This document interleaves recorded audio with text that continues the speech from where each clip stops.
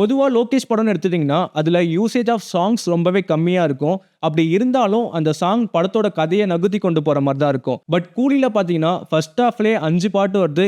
எதுக்கு அந்த 5 பாட்டு வச்சாருன்னே தெரியல. விக்ரம் படத்திலேயே பார்த்தீங்கன்னா, பத்தல பத்தல சாங்லாம் சும்மா ஸ்டார்ட்டிங் மட்டும் காமிச்சுட்டு, அடுத்து கட் பண்ணி கதைக்குள்ள போயிருந்திருப்பாரு. அப்படி பண்ண லோகேஷ் தான் இதுல இப்படி பண்ணி வச்சிருக்காரான்னு யோசிக்கிற மாரி தான் இருந்துச்சு. சிக்கட்டு சாங்கே படத்துல ஃபோர்ஸ்ஃபுல்லா வச்ச மாரி தான் இருந்துச்சு. அது கூட ஓகே. தலைவருக்கு ஒரு இன்ட்ரோ சாங் வேணும். அதனால படத்துல வச்சாங்கன்னு சொல்லி விட்டுக்கலாம். பட் அந்த பாட்டு முடிஞ்சே அடுத்த செகண்டே நண்பனே பாட்டு ஸ்டார்ட் ஆயிருச்சு. அந்த பாட்டு கூட ஸ்டோரிய கடந்து போற மாரி தான் இருந்தது. பட் மோனிகா பாட்டோட பிளேஸ்மெண்ட்லாம் ரொம்ப அப்ரப்ட்டா இருந்துச்சு. அந்த பாட்டு எதுக்கு வந்துச்சுன்னே சுத்தமா ஐடியாவே இல்ல. அந்த பாட்டுக்கான லீடும், நீடும் சுத்தமா இல்லவே இல்ல. சௌபின் கண்டிப்பாலாம் கேட்டிருக்க மாட்டாரு. எனக்கு ஒரு பாட்டு வச்சா தான் நான் படத்துல நடிப்பேன் அப்படின்னு. சௌபின் டான்ஸ் நல்லாவே இருந்துச்சு. அத குறை சொல்ல முடியாது. பட் சௌபினோட டான்ஸும் அந்த பாட்டும் படத்துக்கு எந்த வேல்யூமே ஆட் பண்ணல. ஒரு பேன் இந்தியா படம் பண்ண போறோம். ஸோ பேன் இந்தியா படம்னா ஒரு ஐட்டம் சாங் கண்டிப்பா இருக்கணும். ஸோ அதுக்காக மோனிகா சாங் பண்ண மாரி தான் இருந்துச்சு. லோகேஷ் இப்படி காம்ப்ரமைஸ் பண்ணி இந்த மாரி பண்ணுவாருன்னு நினைச்சு கூட பார்க்கல.